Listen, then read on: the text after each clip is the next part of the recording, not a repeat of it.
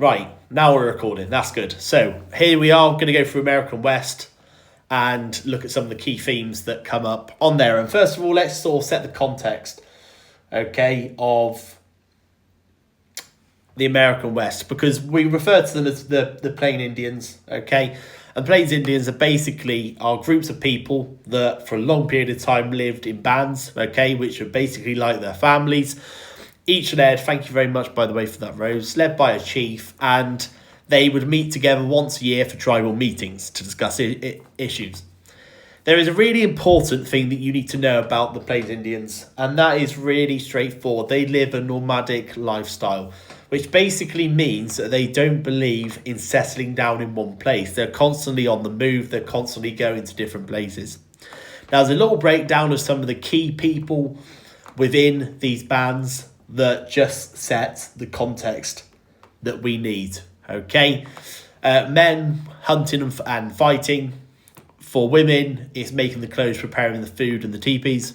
For children, learning the skills from their parents. And then elders were held in such high regard, okay, and were very much respected. However, there was exposure if they were unable to keep up with the rest of their bands in sort of moving place to place. It became more difficult. Now, in terms of animals that the Plains Indians rely on, buffalo is important, and I'm going to revisit that point several times. Okay? The buffalo are absolutely important because they use every part of the buffalo for their survival. It wasn't just a matter of simply hunting it. Some of it would be used for the teepee, some of it would be used, obviously, as food. Buffalo play a really important part, okay? As far as the attitudes of the Plain Indians, is land is sacred. It could not be owned. And this is where a lot of the things we're going to discuss sort of then becomes a huge issue. Now, if you're sitting there thinking, hang on a minute, you're talking about these, where are these plains? Okay, so the Great Plains that we talk about are basically grassland areas that drop from the North America between the Rocky Mountains and the Mississippi River. Okay, huge size of open land. There's not many trees. The climate can be very unpredictable. Okay, and usually when we're looking at those plains, we talk about the sort of western part of America, hence the reason American West. Okay, now the government's policy towards the Indians had sort of phased over time, okay? And a lot of this was based on the fact that the government slowly but surely were introducing policies that damaged the way of life for a lot of these Plain Indians, because I'm going to keep going back to that nomadic lifestyle. The one thing the Plain Indians don't want is to be stuck to a certain area of land. Now, the first key dates, and these sort of give us a bit of background, is the 1830 Indian Removal Act.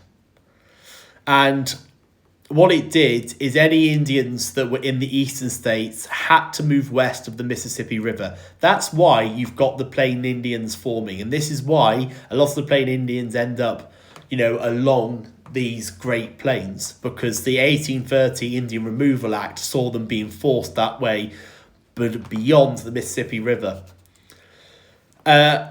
Then it goes further, and by 1832, the government create a permanent Indian frontier.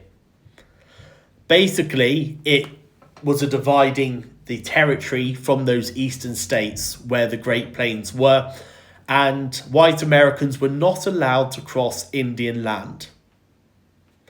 So by 1832, initially, there was a clear divide that if you sat there and you moved sort of west of the Mississippi River, you see the Great Plains, you would see the Plain Indians living their lives.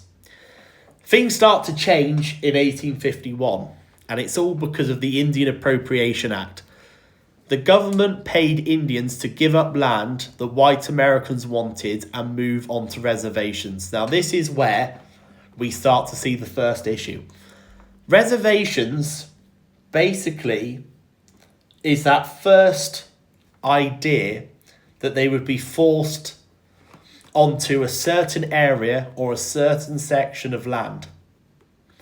Now, the incentive the government use, if we give you money, will you be able to do this?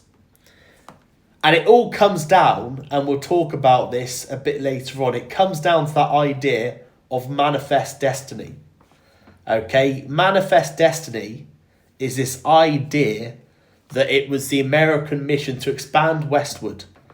Okay, and that basically white Protestant Americans had the right to take land and expand the land. And the fact the government were willing to start paying the Plain Indians money suggests actually they were going to support this idea. Now, we start to see this migration west, okay? And I've sat there and talked about the fact, remember, when we talk about the American West, we talk about the fact that there was this divide, and the Plain Indians had already been forced west of the Mississippi.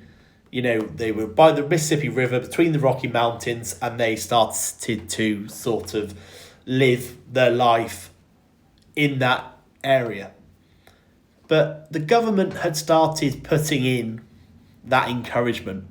And I've already talked about manifest destiny. It's a key term that you need to know. It's the belief that it's a God-given right for white Americans to settle in all of America. They didn't sit there for 1 second and think, right, we're not allowed to have that land. Okay? Now, the first real trail is known as the Oregon Trail. Okay? It was a humongous 3,200 kilometre long trail to the woodlands area of the northwest coast of America. And it was basically, it sort of acted as a huge wagon train. And the route would go from Missouri and all the way to Oregon or California. Now, the first people to really move and migrate into the western areas of America are your mountain men. Okay, so the first white Americans are mountain men, and they basically wanted to go to the Rocky Mountains, okay, which sort of stretched right the way across North America, to hunt things like beaver, bear, and elk in those early days. The Oregon Trail then gets set up in 1841, and again it starts giving people a route, an access trail across. It was a very dangerous journey. So you won't be surprised to hear that actually there was a huge level of risk. And we can see that with the Donner Party. Okay, the Donner Party were a group of travellers, and they were doing this. They were going across the Oregon Trail in 1846. And they sat there and thought, you know what, why don't we take a shortcut? The problem is with this shortcut is it involved them trying to go over and sort of through the mountains, and they thought that that would be quicker. However, what they didn't count on is snow coming, they ran out of food, and out of the 87 people who were part of this Donner Party making this move, 46 of them survived. It did actually put some migrants off this dangerous westward journey. It was long. It relied on having a lot of food and adequate supplies to be able to do it. I've already sat there and talked about the importance of religion. So it won't surprise you that there were obviously groups that decided to move across as well. And let's use the example of the Mormon migration. Okay? Now, when we talk about the Mormons, we are talking about members of the Jesus Christ, the Church of Jesus Christ, okay? And what they basically did is they were being persecuted in the east. Okay, there was a lot of violence against them, and they decided to move west to avoid the violence they were facing. And the leadership of the war migration was done by an individual called Brigham Young, and he basically organised it, and he used advanced parties to prepare trails and plant crops for later groups. So it was almost like one group go and sort of ensuring that there was support as they went across. Now, the church also, used a sort of, helped funded this migration as well, and basically to try and provide further support. I mean, this migration happens over the course of a year. Okay, they were very disciplined. Everyone had a role. They are seen as an example of successful migration.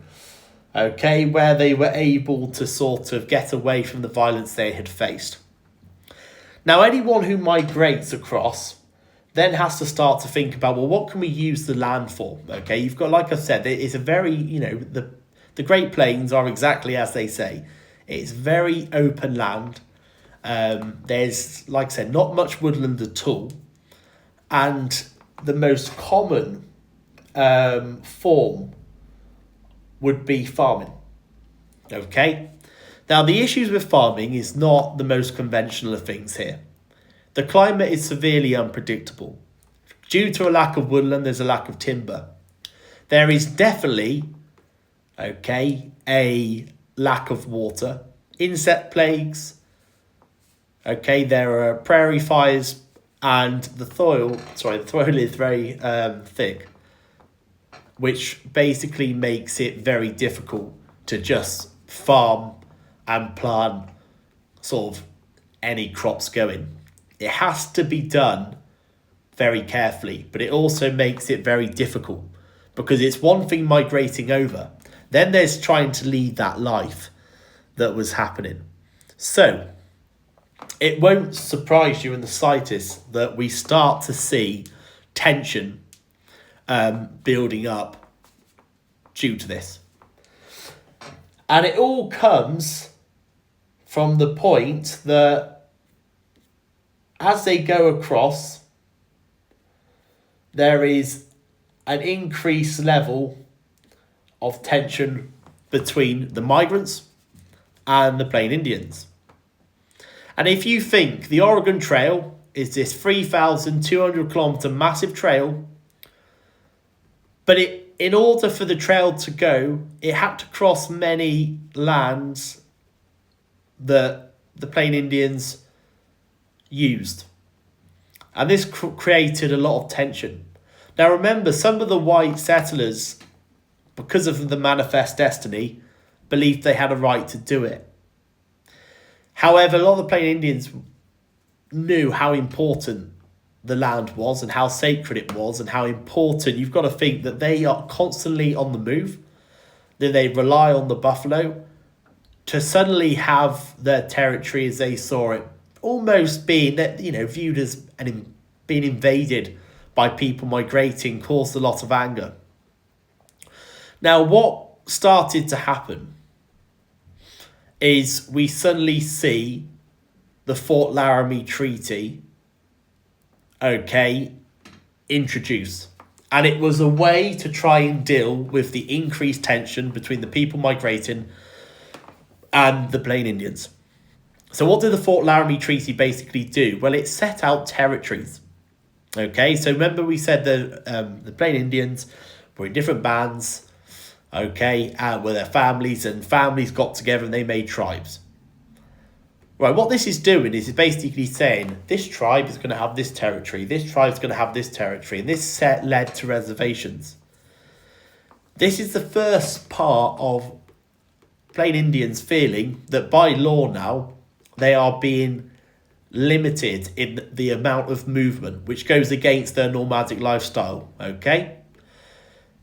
Now, white settlers were being allowed into Indian territories under the Fort Laramie Act, Railroad surveyors and military posts were allowed on these territories, which led to white settlements on the plains.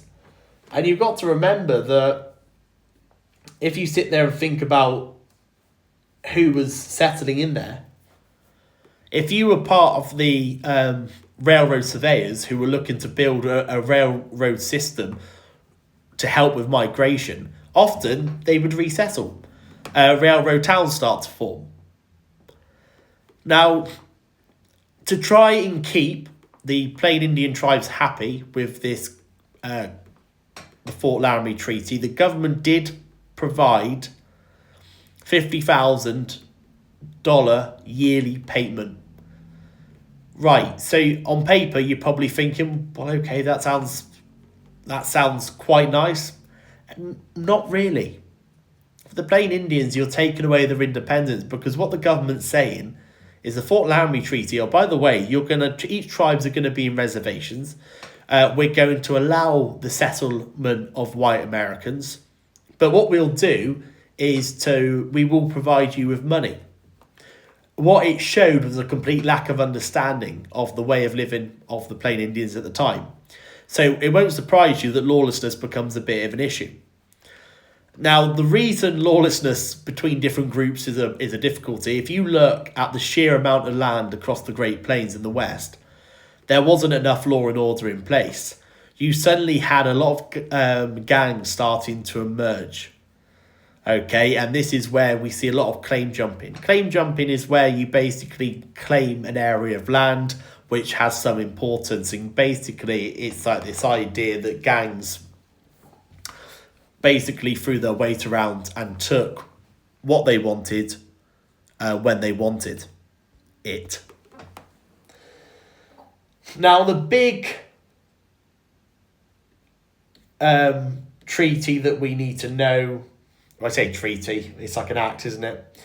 Is the Homesteaders Act.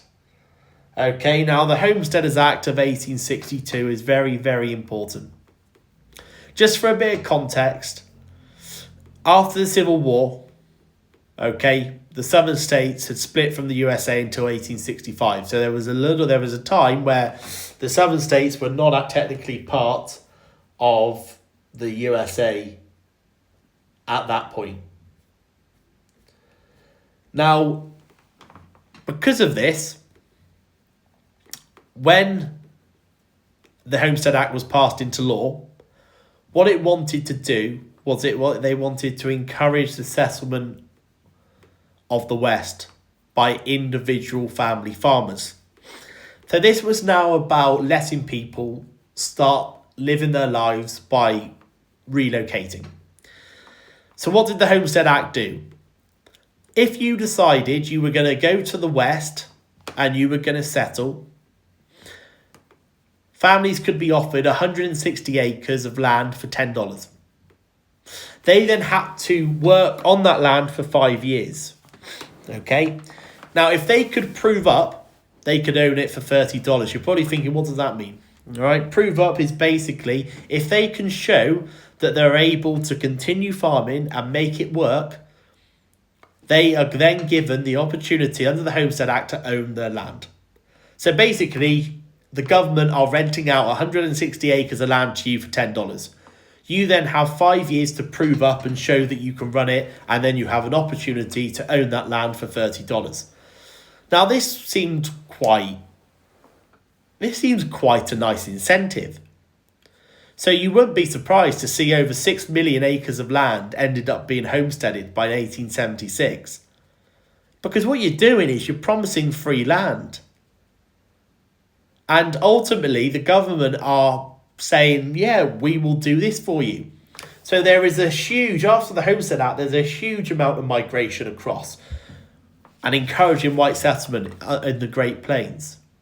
Now, this is where you've got to look at whether the Homestead Act was actually important. There is a 60% dropout rate. What that means is out of that 6 million acres of land that was homesteaded, 60% of people did not go on to buy and own that land. They tried and ultimately found it too difficult. People didn't end up being able to prove up. Why? Because the land was very dry. Some plots that they were given they felt were too small, and they were unable to successfully prove that they could settle and farm land effectively. So while the Homestead Act did encourage migration, a lot of people didn't get or survive that sort of, you think 60% didn't prove up their land in that 5-year period. With the increased amount of migration, and I've already sort of said it, you won't be surprised that the first transcontinental railroad in 1869 gets set up.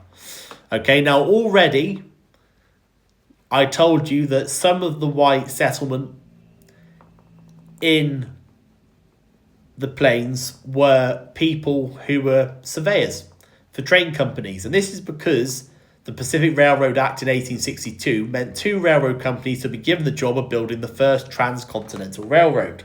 Okay? This is important because if this gets a head start, okay, this is going to allow people to move across at a much bigger rate. Now, the idea of the sort of transatlantic railroad was you're going to end up with nearly like a 2,000 mile long line, okay, from sort of the Sacramento area all the way down to sort of Utah. So basically it's going from Central America to West America, in short. So why is this important? Well, because you've now got railroad companies building these railroads, all of a sudden, these railroad companies had settled 200 million acres in the West. And what these companies did is they were building along, they would settle, they would then sell plots on their route, and it was almost like marketing. They were like using the fact that, hey, look, railroad companies are coming through your area. We will, you want to be part of it. We will give you land. Well, why do people want land? Because why wouldn't you want to move near to a very exciting railroad line? It was this great piece of incentive of actually, building up commerce. Rapid transport of resources. If you're actually sitting there and wanted to transport resources and make money, being part of sort of getting some land near where these railroad companies settled, it was very luring. It was a very attractive prospect. Keep liking and sharing, please, everyone. So I'm going to sort of I'll scroll back down in a bit, scroll back up, I should say. That makes no sense. Now, surprise, surprise, that when you start seeing what's going on, you suddenly see the emergence of the cattle industry. Okay? The cattle industry plays a huge part. Okay? And why do we suddenly see the cattle road industry form? It's quite simple. The railroads provided a way to move cattle. And what was really interesting is if you take, for example, cattle from Texas, which would be worth, say, $5, and you took them up north to the industrial cities, they would be worth $40. A no-brainer is if people can take their cattle, go north, and sell it on, it was an easy way to make money. Now, obviously, in transporting that cattle, you start to see cow towns start to form. So, Abilene is the classic example. First cow town, Joseph McCoy set it up. He had put stockyards out, hotels, $5,000 of marketing to encourage people to take their cattle there. And the idea of these cow towns forming was basically, again, you're not going to get from, it's not as simple as going, right, we're taking our cattle from here and we need to go and sell them from here. So en route, okay, people would stop off. And, what Joseph McCoy does is, well, why don't I make an area of land which encourages cattle to come here? Because I've got stockyards, I've got hotels, okay, which can be used which could be used as well. All of a sudden, it's like an incentive, very much like the railroad companies did. Even though, they use that area and advertisement to draw people in. Now, the Goodnight Loving Trail is again another important market for Texan cattle. And what this did is, in the West, you've suddenly got a lot more people settling. A lot more people due to the Homestead Act in 1862 who start forming and start having, areas of land. The Goodnight Loving Trail basically encouraged the cattle industry to spread. So rather than it simply being just focusing on the towns in the north, you suddenly realise that actually the cattle industry could also benefit from spreading out across the West. And those people making that journey from the southern states such as Texas going up, okay, would use these alternative trails. Now all of a sudden, you've got another market. Okay, the cattle industry had already been utilising railroads to move cattle to the north. But all of a sudden, these emerging cow towns are starting to set up. There is a greater need because people want cattle. If you've got cattle, you're in the money. That's the simple reality of it. And all of a sudden, we see this stretching out into plains ranching. Now, John Iliffe sees an opportunity. He's like, right, we've got these mining towns, okay? And the reason that mining towns sort of was being set up, okay, is because people were mining for gold. People realised that between 1849 to 1856, there had been what we call the gold rush. And all these miners would hurry to certain areas if they heard there was a possibility of finding gold. Okay, now you got to, let's be real. Not every miner is sitting there rolling in gold, making a lot of money. That wasn't the case. But what it does do is it sort of saw people resettling because they wanted to be hope, and you see TV programs now, like things like the California, gold rush. It's still quite an important thing today. But with all of these mining towns that started to form in the West, John Iliffe is thinking, right, we've got these mining towns. They're quite difficult to get supplies there. Why? Because they're right in the middle of, remember I said the Great Plains doesn't exactly shout. It's not easy. The conditions are easy and they need supplies. So what he did is he decided to raise his cattle on the plains and began ranching near Denver in 1866.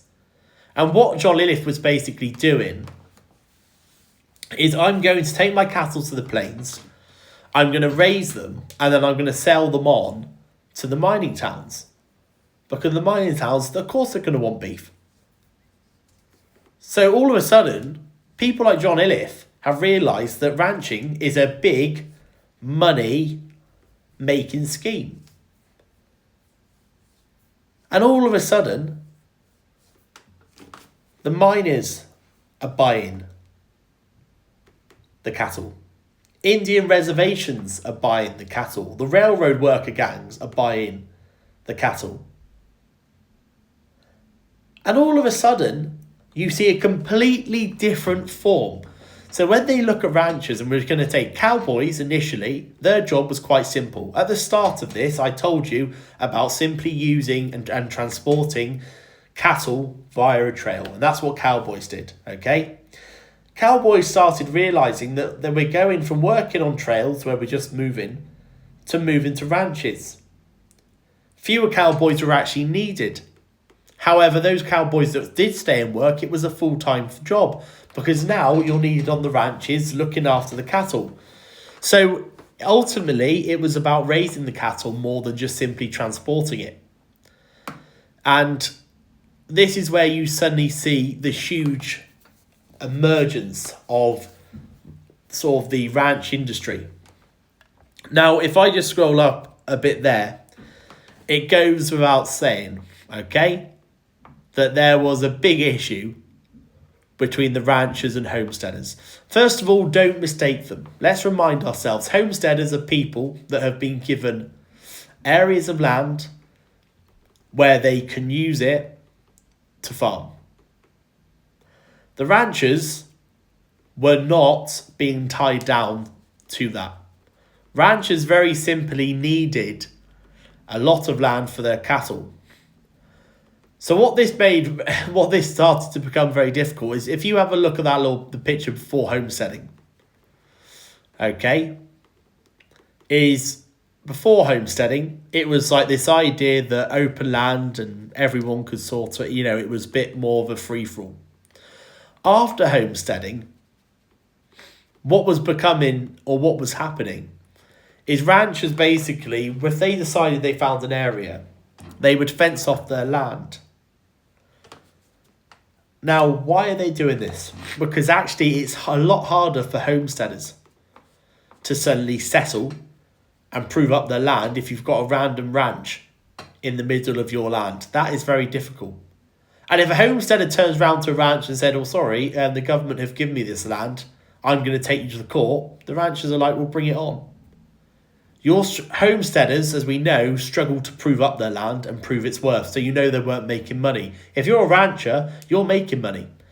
So ranchers have the confidence knowing that, fine, you want to dispute the fact that my cattle is over your homesteaded, that's not a word, your land that's been given to you.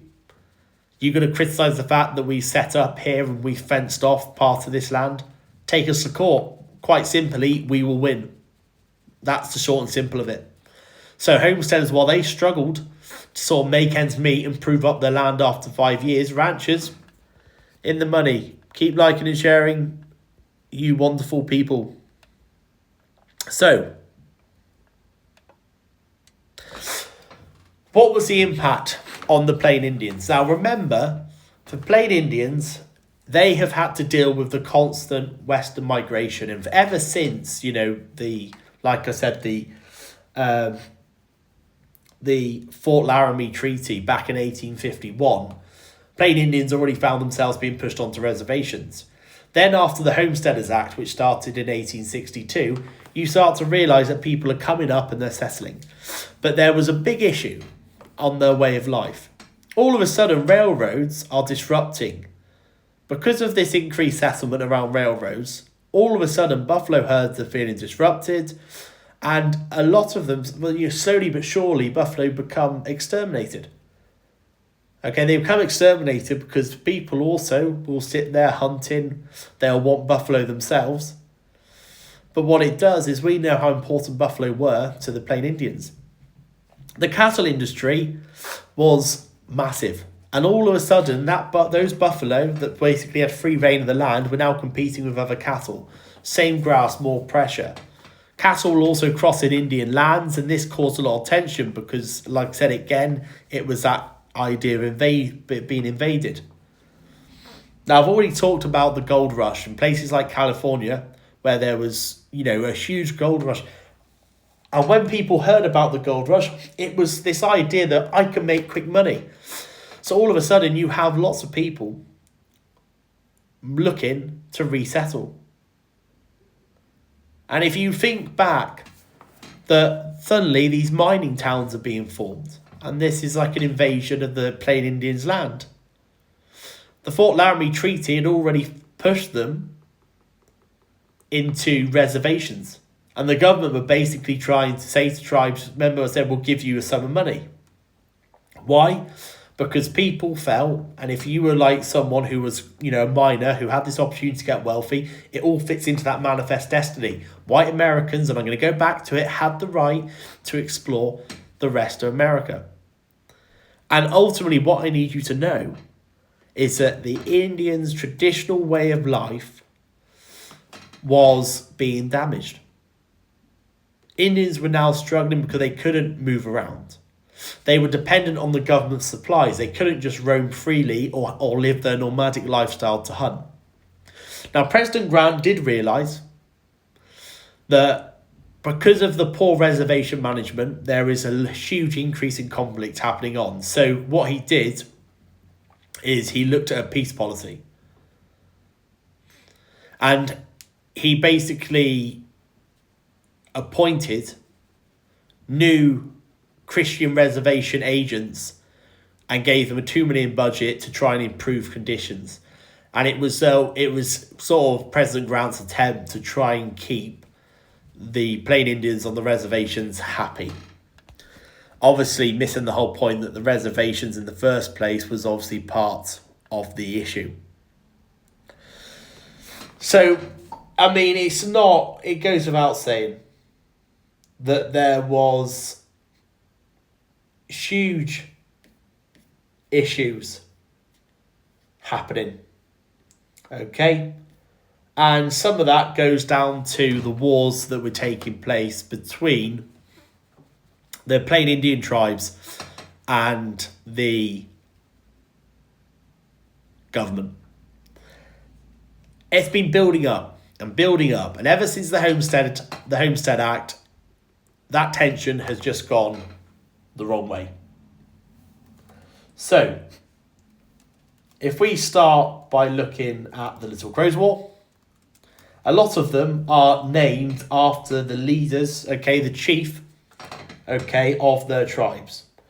And it all came back to the face that the Dakota, I should sit there and say, that the chief of the Dakota area called Little Crow basically was leading a war based on crops failing and starvation. The Dakota area was facing severe hunger because the crops, as we know, were not great. And the government were not giving any sort of support. The traders were actually holding food and demanding the Sioux tribes to actually pay debts using their treaty money. Remember, when I say treaty money, it's that money they got from the Fort Laramie Treaty. So the Sioux tribes were given, in their area, their reservation, were given a large sum of money. Their crops are failing on their reservation, and all of a sudden, people are saying, you need food, you're going to have to cough up money and pay for it. They're like, hang on, that wasn't part of the deal at all. So, Little Crow, the chief, decides to join up with others, and attacked the Lower Sioux Agency. They basically attacked various towns and various forts to steal food, and several US soldiers, several US soldiers were killed. The consequence or the response to this was getting the US Army. So the US Army basically, they were very preoccupied because we're in the middle of an American Civil War. So what they had to do is, quite simply, the US Army sent reinforcements, and basically, eventually, Little Crow is defeated. As a result of this, 400 of the Dakota tribe were put on trial. 38 were executed. And what they then did to the rest of them is they basically forced the rest of the Plain Indians onto smaller reservation known as Crow Creek. And why this was important is because Crow Creek was very empty land. Many deaths, harsh winter. Now, Little Crow himself, he fled the Dakota area, eventually killed a year later. But what this did is it suddenly saw, again, this wasn't going anywhere. And it won't surprise you that the way that they were responded or treated to showed severity and harshness. And as soon as the tribes or the surviving members of the Sioux tribes were put back onto these smaller reservations, meant that life had just become a lot more difficult. The next one we need to have a look at is the Sand Creek Massacre. Okay. So, with the Sand Creek Massacre, it comes back to the fact that the Cheyenne on the Sand Creek Reservation was starving after crop failures again. So again, you've got this common, you've got this sort of common thing happening where you've got the same issues starting to form. Okay? Now, because of this, we see a attack led by the chief, okay, known as the Black Kettle. Can I just say, I absolutely love the names. They're absolutely brilliant. So, tensions are building, starving, and a lot of anger behind broken promises and treaties not being followed. So Black Kettle led a group to attack wagon trains and stealing food, but they didn't harm travellers. Okay? After 3 years of attacks happening, the Black Kettle negotiates with the government officials and the army. Okay? Now, the problem is, at this point, there was an understanding that there was a truce. That after these attacks, okay, the chief, Black Kettle, had been told by the US government, right, you're safe, you're going to be under protection. That was it. Okay? What happens next is a huge, you could say, mistrust, betrayal. Because Colonel Shivington, okay, then decides to lead a raid on a camp. And despite the fact that the camp already had a white flag of truce and an American flag that was waving, which doesn't sit there and show any sign of violence, the fact that they then got attacked and there was a massacre of 150 Plain Indians, despite, like I mentioned, about the white flag of truce. And not just were these victims killed, they were mutilated. Body parts were taken as trophies. And the consequences, despite the fact that initially there was this idea it was victory, it was later condemned. Chivington was forced to resign eventually. Now, Black Kettle himself had escaped and then started telling other tribes what had happened. Okay, there was a horrible sort of aftermath in terms of what happened. A sheer amount of shock because of the brutality for the unwarranted attack. Now, the final war we're going to look at is the Red Clouds War. So 1866 to 1868. Okay. And again, what we've got with this is the idea, or the causes, was all around, okay, Montana. So what happened is there was gold found in Montana. The government decided to create a new Bozeman Trail. Okay, and the Bozeman Trail, what happened is it basically, this trail, it joins up connects the Oregon Trail, okay, to allow people to go to Montana. Now, the issue is this trail goes through the Sioux lands. Remember the Fort Laramie Treaty, okay? I'm just going to remind you what it was. The Fort Laramie Treaty, yes, it meant that tribes were in reservations.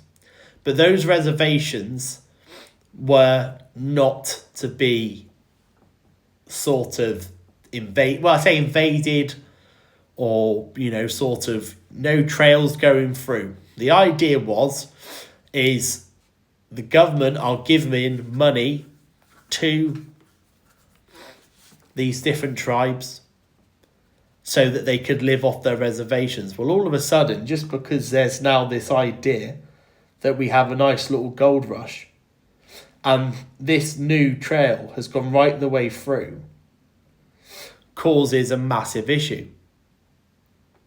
So Red Cloud, he's the chief of the Lakota Sioux, leads attacks on travellers who are making their way up the Bozeman Trail. And in 1866, okay, what happens is the government talked, but it doesn't get anywhere. Red Cloud's furious because the government are basically saying, yeah, we'll talk, but we're going to still build more forts. Well, if you're building more forts, that means that you have no intention of moving or sorting out the issue of the trail going right the way through our lands. So, the big one was December 1866. William Fetterman, or some people you might know it as the Fetterman Massacre. Basically, what was happening is William Fetterman was taking some US soldiers and they basically they sort of went into a trap. Okay, they were sort of, the big issue there was William Fetterman and his soldiers rode into a trap and were massacred by the Sioux, who blocked the routes off so travellers could no longer sort of see it or proceed to go through. It was a huge concern. What this is actually probably one of the biggest upsets, that the fact that you've got the Red Cloud and the Sioux tribe who were able to successfully lure and kill 80 US soldiers. The consequences of this are quite clear, and I'll talk about the second. Okay, now the US did actually back down and they abandoned their plan to build forts on the Bozeman Trail. And they did recognise the Indian territory. The Red Cloud War is significant because it's one of those rare occasions that the Plain Indians successfully managed to establish their reservation. They successfully managed to close the Bozeman Trail. And even though this was not going to be long-standing, it was a huge win. Unlike the other two, Red Cloud's War was really a significant moment for Plain Indians and standing up to what was going on. Now, the second Fort Laramie Treaty is basically what happens, okay, as a result. Guys, keep liking and sharing for me. As a result of what happened during the Red Cloud War. Okay, it was this idea that there needed to be some sort of recognition.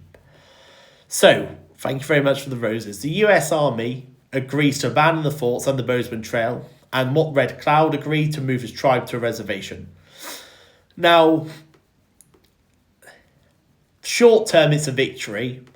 Longer term, you'll see the problem, that the fact that Red Cloud is, yes, he establishes the Great Sioux Reservation. It became the more reservations are, the harder it is for these, for different groups of Indians to be able to work together. There are huge changes to farming that start to appear. And one of them is 1890s. Due to the huge problems that we talked about, there were a few different things starting to happen. So, for example, dry farming looked at conserving water in the soil. Wind pumps started to give people access to water underground, and barbed wire was a solution to the lack of wood that could be used for fences. These changes to farmers, started to have quite an important part, and when dry farming was huge. For example, the Turkey red variety of wheat was imported from Russia, and farmers put a layer of dust on the soil after rain. And what it did, by putting for dry farming, for example, after it rained, you put a layer of dust, and they realised that would stop the water from evaporating. It stops the water from evaporating, which meant that they could then grow this new Turkey red wheat that had been imported in from Russia. Now, a wind pump, or well drillers and wind pumps, meant that they could have deep wells that could be dug, which would then mean that they could get access to water. Not just that, but the cattle industry also changes massively, The cattle industry went from open range, where you initially had like the ranches and, sorts of cattle were roaming freely. And they started going into more smaller ranches and smaller herds, because it was easy to manage. And this was prompted by a severe winter between 1886 and 1887. And what it did is, because it was very difficult to manage, there was a huge amount of cattle that died as a result of it. And this saw people changing that approach to these smaller ranches. So they're now, it's not as open range as it was. There is a continued push of settlement. Settlement doesn't stop. The Exodus movement in 1879 was when there was the migration of 43,000 black Americans, who settled in Kansas because of the lack of equality in southern states. Despite the fact that you've got, when you're sitting there and thinking, the abolition of slavery's already happened. It didn't change the fact that discrimination was happening, and they still having those rights to be able to work as they please, or get jobs without facing discrimination. It didn't happen. So again, they saw an opportunity to move across. Another land rush in 1893, and this was around the Oklahoma area. Now, what had happened is this had previously been empty land due to the fact that this area was previously too dry. People were unable to farm, and all of a sudden there's this prompt, and it's triggered by an economic depression where people are desperate to try and, improve their situation. When this land becomes available, the government says, right, people, let's go. There's a number of people going over to it to try and claim it. Now, lawlessness is something that obviously becomes quite significant. The very famous example was Billy the Kid. And I don't, you've probably, I'm guessing you remember Billy the Kid, very famous example. Now, Billy the Kid is someone who had grown up in mining camps in New Mexico, and he basically became a very famous outlaw because he had a fantastic ability. He got to remember, for his age and his ability to gunfight, Billy the Kid became a bit of the sort of Stuffers legend, really. And he was first arrested at the age of 14 for stealing butter. He then went to cattle rustling and stealing horses. He was able to escape jail. And by 1877, he kills his first person. And he basically had a death toll of 21 people. Now, a lot of people sat there, is even though there was this chaos, the local communities sort of saw them, absolutely saw them, because he stood up to wealthy cattle barons. Okay, he basically vowed to fight for people and his local community. We've also got Wyatt Earp, and that, okay, again, is quite an important one to know. I'll just zoom out a bit because I just realised that might be a bit harder to read, so I'll just scroll up. Now, Wyatt Earp gets the great job of becoming deputy sheriff in Tombstone in 1880.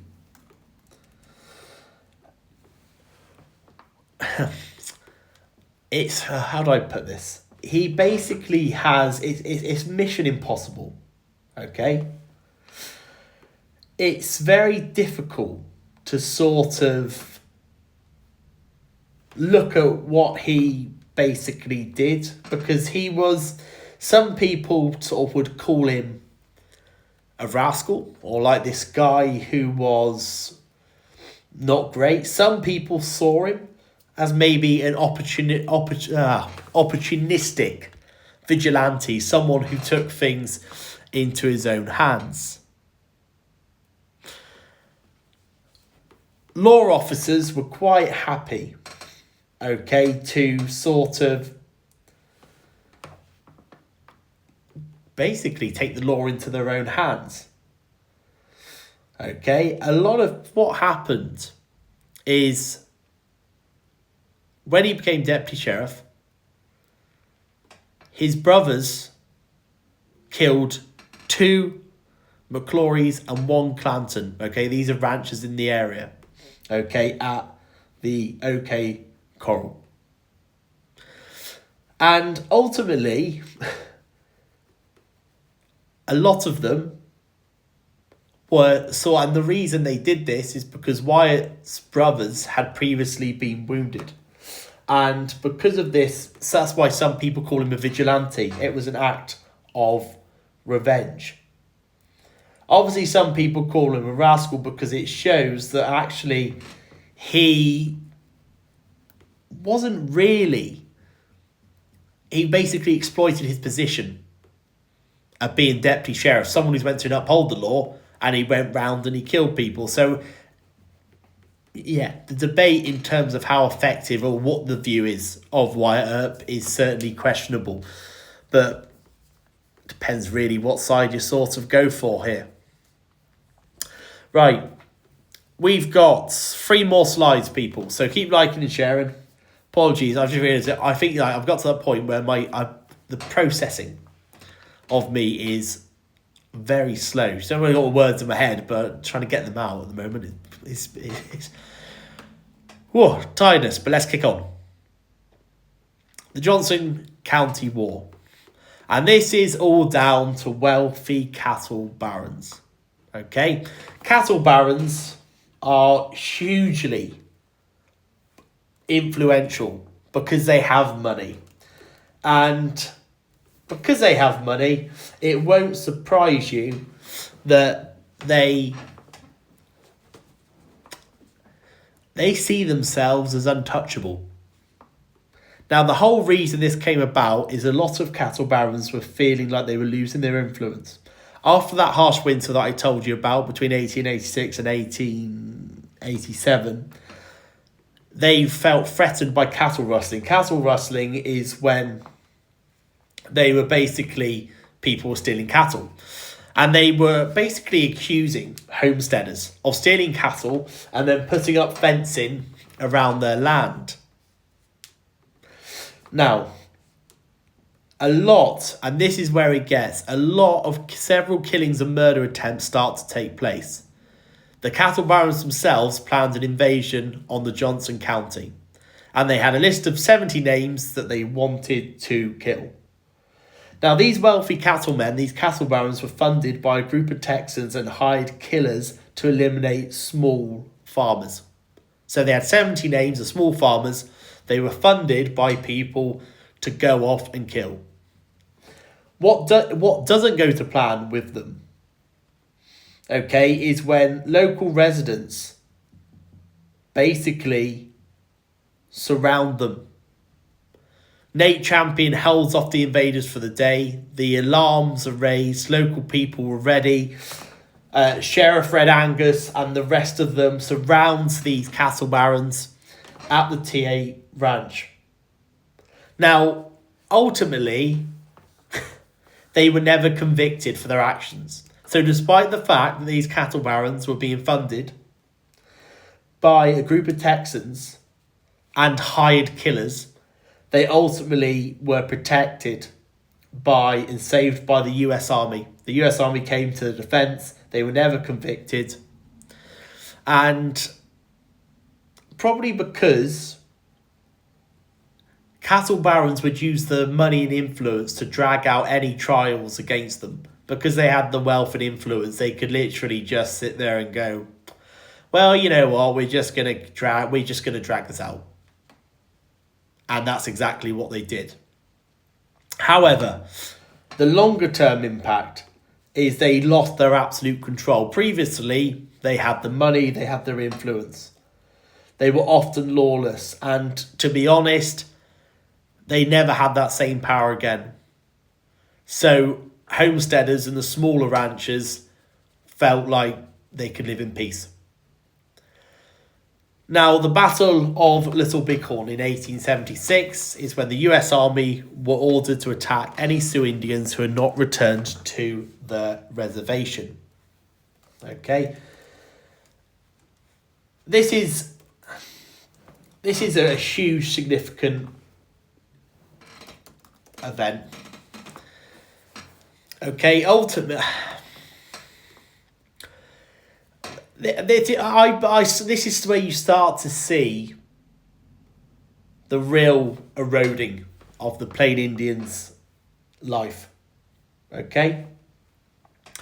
Now, what had happened is the US Army had been sent to attack Sioux Indians who basically were not returning to their reservations. And the reason why they were so determined to force the Plain Indians onto reservations, because a couple of years earlier there had been the discovery of gold, okay, on the area of the Black Hills, and the US government were like, right, we need all of the Plain Indian tribes to be onto the reservations, okay? The combatants, okay, basically came from the fact that, well, first of all, let's just set the scene. There are 3 columns of soldiers, but they didn't communicate. Okay?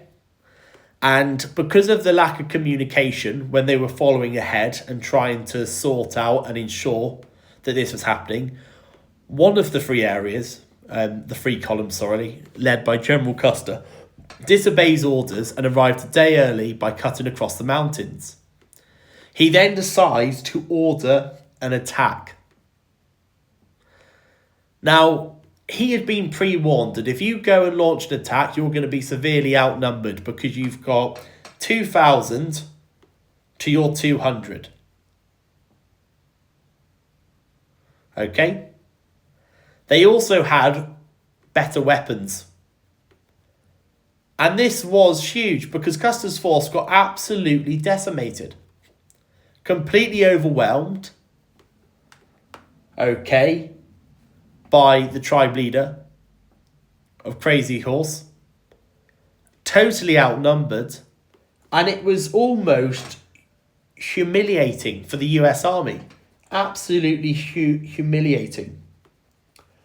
They were all of him, General Custer, and his men were killed in less than an hour. Okay? Absolutely huge. The problem is, on the short term, this was a sort of big win. But ultimately, the longer term, it can be viewed as unsuccessful, because this is where the view, and this is why I said the way of life playing Indians really started to erode, because they lost a lot of support because of the severity. If you sit there and of what happened during that time. So what do we see happening? Sorry guys, this is the last one. So one last push, guys. Get me to 25,000 likes if possible. Might not be possible, but you know, give it a go. The end of the Indians' way of life really starts to take shape. Okay, and ultimately we can look at some of the following events. In the 1890, we had the famous ghost dance, and this is due to the fact that the plain Indians were desperate due to lack of food. And in response to a vision, a lot of them started a ghost dance. And this started to worry a lot of the white settlers and agents in the area. Okay? And the ghost dance movement, it was ultimately an attempt, or they basically were trying to promise the return of dead ancestors, restoring the buffalo, the removal of white settlers, and it basically created panic.